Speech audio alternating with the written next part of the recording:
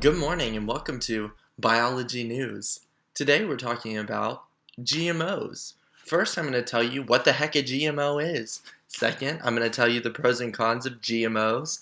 And then third, I'm ultimately going to answer the question, are GMOs safe?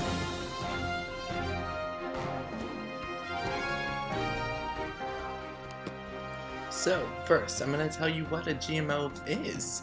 Genetically modified organism is a plant, predominantly, that has been altered using biotechnology to carry genes that express a desired trait, such as herbicide resistance.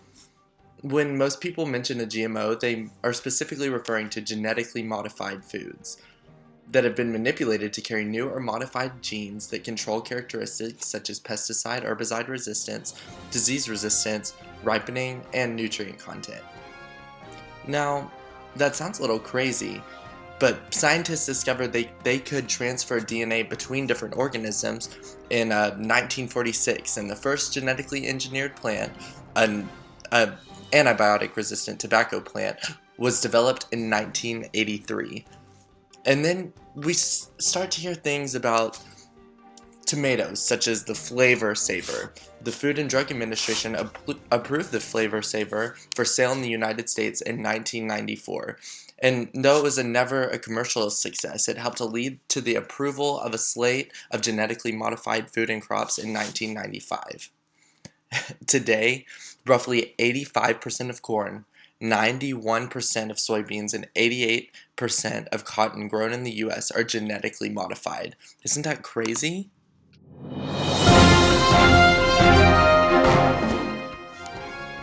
The term genetically modified food refers to crop plants that have been modified in the laboratory to enhance desired traits, such as resistance to herbicides or improved nutritional content. Experts say that this science, like any other, has no guarantees. So the easiest way to decide if you think it's safe, other than our soft regulation from the US government, we can look at the pros and cons, and that'll help us discover how we really feel about GMOs. And so some of the cons, which would be the risks, would be introducing allergens and toxins to our food, accidentally contaminating between genetically modified and non-genetically modified foods, antibiotic resistance, adversely changing the nutrient content of a crop, and the creation of superweeds and other environmental risks. But on the other hand, some of the benefits include increased pest and disease resistance, drought tolerance, and increased food supply. So even though the risk list is a little bit more than the benefits, you can kind of see why GMOs would be introduced in the first place in early USA.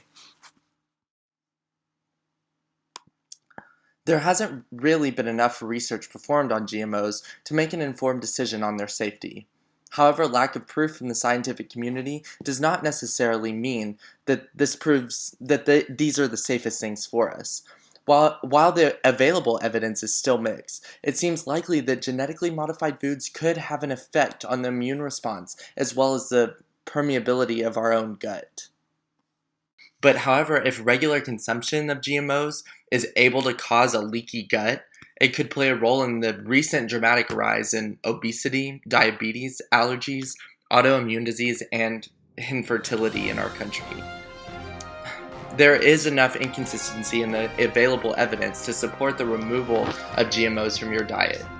Ultimately, there's not really any document that says GMOs are not safe or GMOs should be taken out of your diet, but we can see from these inconsistencies and lack of confidence from most Americans about GMOs, we can see that until more research is conducted, it's better safe than sorry to avoid genetically modified foods as much as possible. Thank you for watching Biology News. Have a great rest of the day.